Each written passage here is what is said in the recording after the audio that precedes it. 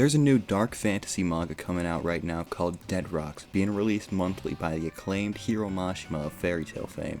This series is a big departure from what me and a lot of the other fans have come to expect from this creator. This manga really sticks out, not only as just a really different feeling story from Mashima, but just a really unique premise in general in like this sea of generic shonen. I have a lot of thoughts on this brand new manga already that I just want to share, and if you haven't read this yet, then I hope this encourages you to check it out.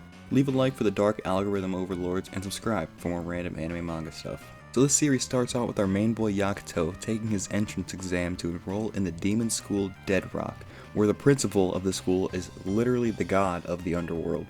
And at first Yakuto comes off really shy and nervous in the beginning, but it really doesn't take long for him to reveal himself as a little more calculated and assertive than he's really showing off. And the power system in this manga, like the magic and stuff that they use, it's called roots. I think it has to do something with like your bloodline or like the traits that get passed down to you when you're born. And the roots seem to be like all mythical creatures instead of being something simple and straightforward like an element or like like gravity or some shit. And at Dead Rock, only 3 students are going to end up graduating, and there are, or I mean more like were, 1,000 students who came to take this exam. I say were because all of them except 7 died.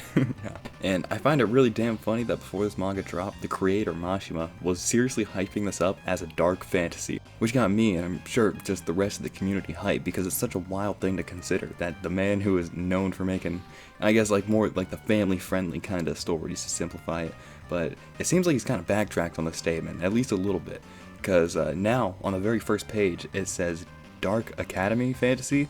So, the fantasy won't be dark, but the academy will? Maybe? I don't know.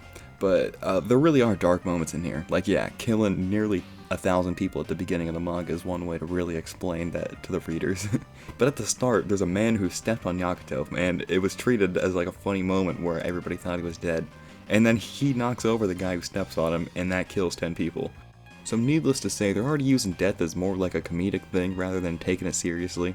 And still, with all like the little hiro mashima type moments, just like the little iconic things that he does, that still make the series good, just kind of end up taking the wind out of it if you want to take it as like a dark fantasy, you know?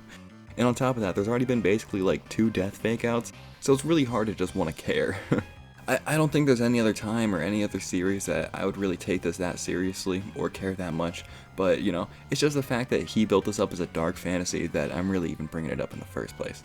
So I guess the 3 students who graduate are going to be given rule over the human realm, and there's 7 kids in the class, and there's also like an entire school outside of the class, and I'm sure that they're going to want to end up becoming one of the 3 to graduate.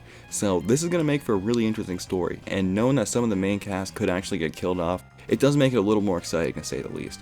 And even though we already did kind of have one of them die, I'm going to explain more later, but we don't know if these guys are going to work together, we don't know if they're going to be at each other's necks the whole time, or if they're just going to want to mind their own business.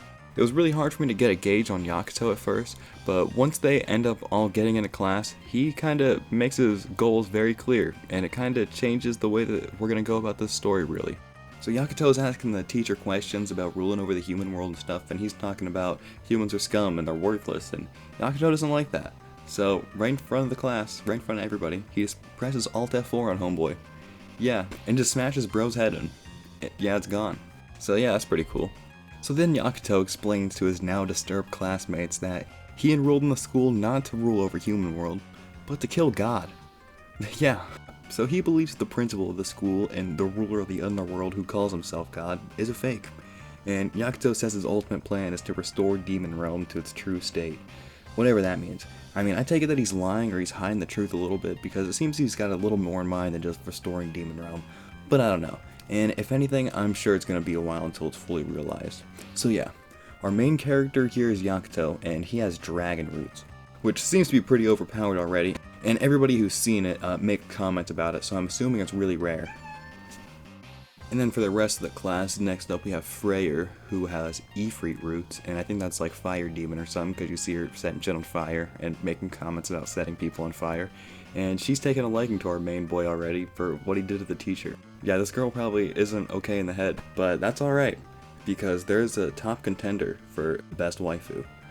Yeah, and her name is Mikoto, and she is a necromancer babe with lich roots, and meaning she can revive the dead and use their corpses and stuff. Yeah, and that can be really useful, especially in a story where Mashima plans to start killing off characters and stuff. And it was already used in the way that I instantly thought of, so that's cool. And it happened when our next boy, Raisin, or something.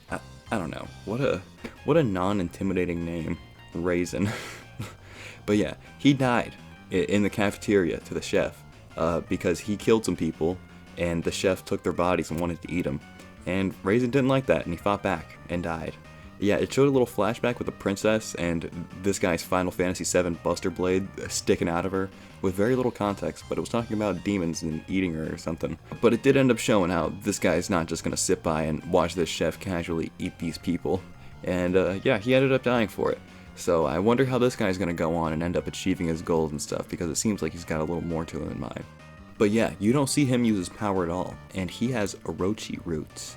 And all I know about that is from the mythology is I'm pretty sure he can die like 8 times. I'm not sure what's gonna happen with that. I mean, he's already turned into a zombie, but I don't know. Is he? I could be wrong, so who knows? And then we have this Inuyasha Seishomaru looking dude named Hein or something. And he has Fenrir roots. I think that has something to do with like an ice demon or something, assuming because he froze over the layer of hell that he lived on entirely. Like he froze hell over. So that's cool. And it seemed that guy had a little rivalry going with the Raisin. So I wonder how that's going to play out now that our boy is zombified. But yeah, he's definitely the coolest looking for sure. And there's not really much more I could say about him. But this guy's arrogant. He's the most outwardly rude to everybody. And I don't know. I doubt he's going to be really friendly to anybody. But then we have the nicest boy in class, and his name is Hani. And he's the guy who stepped on Yakuto, almost killing him at first. And he has roots of the thunder god Thor. So this guy, looking like the cactus Digimon, you know that makes sense. I mean, I've seen weirder things in anime, so that's alright. And then last for the main class, we have Chaco, who is an unassuming looking bird, and he has Yatagarasu roots. So, I don't know, he plays Yu-Gi-Oh? It seemed important, so I looked it up, and I didn't find a clear answer, but maybe I just didn't look hard enough. And then there was this one guy who went missing, like this robot-looking four-armed guy, and yeah, I'm sure he's not going to be relevant to the plot at all. So yeah, this is honestly a really cool story, and I'm super excited to see where we're going to go from here. And I'm hoping Yakuto can end up convincing these guys to, defy the system with them, and I think Yakuto really does have more goals in mind than he's letting on right now. And I'm really just hoping we could learn a little bit more about him in general. The main thing I want is really just to be able to take this seriously. Like when the emotional moments happen, yeah, and I just like to see an actual more serious side to the story. You might think I don't like this manga for the way that I'm picking at it, but no, I'm genuinely enjoying it, and I've been thinking a lot about where the story can go from here.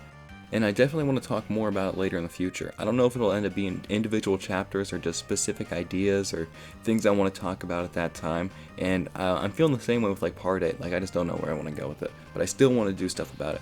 And I hope you enjoyed this one. Maybe go watch one of these videos if you haven't seen. And if you don't, it's fine, Either way, maybe. Well, you can. That'd be cool. But either way, thank you for watching. Subscribe for more random anime manga stuff. And have a great day.